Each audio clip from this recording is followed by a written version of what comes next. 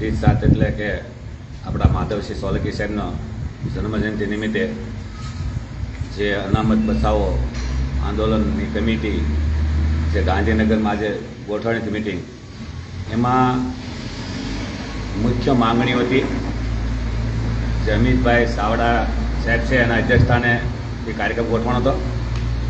અને મુખ્ય માંગણી હતી કે ઓબીસીની જાતિ જનગણના થવી જોઈએ, ઓબીસીની વસ્તી પ્રમાણે દરેક જગ્યાએ અનામત મળી જોઈએ, અને સૌરાષ્ટ્રની જે ચૂંટણીમાં જે અનામત હાવ કાઢી નાખી છે અને 70% મળે એવો એનો સાર હતો. અને અનામત કઈ રીતે બચાવી એના માટે બધા સજેશનો આપતા હતા. જ્યારે મારો વારો આવ્યો સજેશનમાં તો મેં સ્પષ્ટ કીધું કે આપણે આપણી અનામત છે, આપણી નોકરીઓ છે, એ કોણ નથી આપવા માગતા. ત્યારે મેં સ્પષ્ટ વાત કરી કે દરેક પાર્ટીના માલિકો વાણિયા બ્રાહ્મણો છે અને આઝાદ થયાથી આજ સુધીમાં એક પણ વાણિયા બ્રાહ્મણની પાર્ટીએ ઓબીસીના જે ભાગનો હિસ્સો છે સંવિધાનમાં આ સુધી આપવાની કોઈ વાતે નથી કરી. જ્યારે ઓબીસીમાં રહેલા તમામ આગેવાનો ક્યારેક અવાજ ઉઠાવતા ત્યારે ખુલ્લા વિરોધમાં આ જ વાણિયા બ્રાહ્મણો મેદાનમાં આવેલા છે. તો મારા ઓબીસી સમાજના તમામ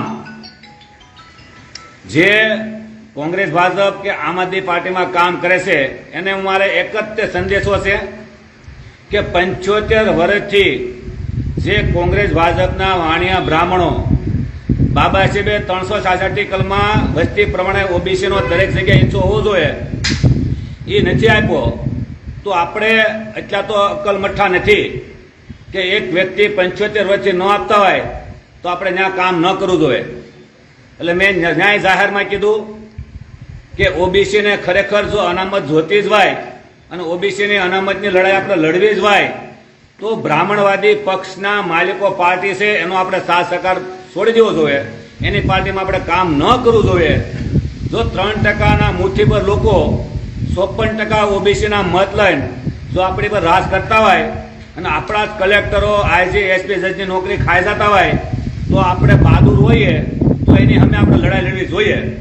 હું એને બહાદુર એને જ કહું છું કે જે આપણી નોકરી ખાઈ જાય છે એની મેં પૂરી તાકાતથી લડવી જોઈએ. મેં ત્યાં પણ કીધું હતું કે જ્યારે વીપીસીની સરકાર બની ત્યારે વીપીસી થોડા ખેલ કરતા હતા એટલે દેવીલાલને કાશીરામ સાહેબ ભેગા થયા કે આપણી ઓબીસીની અનામતમાં ખેલ કરે છે.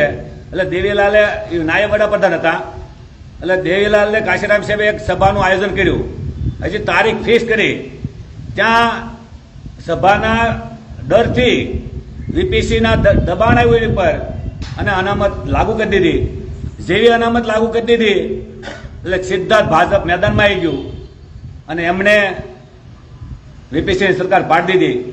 ત્યારે પણ વીપીસી બોલ્યા કે મારે જ્યાં ફૂટબોલનો ગોલ કરવો હતો ત્યાં કરી નાખ્યો છે, ભલા મારો ટાંટિયો ભાંગ્યો છે. તો આપણે વિચારવું પડશે કે જ્યારે ઓબીસીના ભાગનો હિસ્સો કોઈ પણ આપે ત્યારે અનામત વિરોધીઓ આ વાણિયા બ્રાહ્મણો મેદાનમાં આવે છે. એવા 4 મુખ્યમંત્રી એવા છે કે જેણે પોતાના પદની પરવા કર્યા વિના મુખ્યમંત્રી બન્યા પછી ઓબીસીના ભાગનો હિસ્સો આપવાની વાત કરી, અમલવારી કરી, એના રાજીનામું આ પાર્ટીના માલિકોએ લઈ લીધા છે. પહેલું જ ઉદાહરણ છે જે 1985માં માધવસિંહ સોલંકી સાહેબનું. એવા કર્પૂરી ઠાકોર પણ મુખ્યમંત્રી છે, રામનરેશ યાદવ છે અને જગન્નાથ પહાડિયા. આ 4 મુખ્યમંત્રીઓ ગુજરાતના, રાજસ્થાનના અને યુપીના અને કર્પૂરી ઠાકોર બિહારના. આ 4 મુખ્યમંત્રી ઓબીસીના જેણે પોતાના મુખ્યમંત્રીના પદની પરવા કર્યા સિવાય સંવિધાનના અધિકારો જે ઓબીસીના છે એની આપવાની અમલવારી કરી તો એના રાજીનામા લીધા છે. તો મારા ઓબીસી સમાજના જે લોકો આ બ્રાહ્મણવાદી પાર્ટીમાં કામ કરે છે એના આ 4 મુખ્યમંત્રીના બલિદાનથી એને બોધપાઠ લેવો જોઈએ, એને શિક્ષા લેવી જોઈએ. આપણા લોકો એવું કહે છે કે બ્રાહ્મણવાદી પાર્ટીમાં ધારાસભ્ય બની જાય તો હાલે, સાંસદ બની જાય તો હાલે. એલા ભાઈ, મુખ્યમંત્રી બની ગયા તોય આપણા ભાગનો હિસ્સો આપવાની વાત કરી તોય પાર્ટીના માલિકો રાજીનામા લીધા છે. તો મારે એક જ સંદેશો છે કે જ્યાં સુધી વ્યવસ્થા પરિવર્તન પાર્ટી ઓબીસીના અધિકારો માટે લડવા મેદાનમાં આવી છે અને ઓબીસીના માટે લડનારી આખા ગુજરાતમાં એક જ માત્ર પાર્ટી છે, વ્યવસ્થાપન પાર્ટી. તો ઓબીસીને, સમાજના યુવાનોને, ઓબીસીના આગેવાનોને, તમામ લોકોને ખબર હોવી જોઈએ કે ખુલ્લામાં ખુલ્લી ઓબીસીના હક અધિકાર માટે લડનારી પાર્ટી હોય તો વ્યવસ્થાપન પાર્ટી છે. આ વ્યવસ્થાપન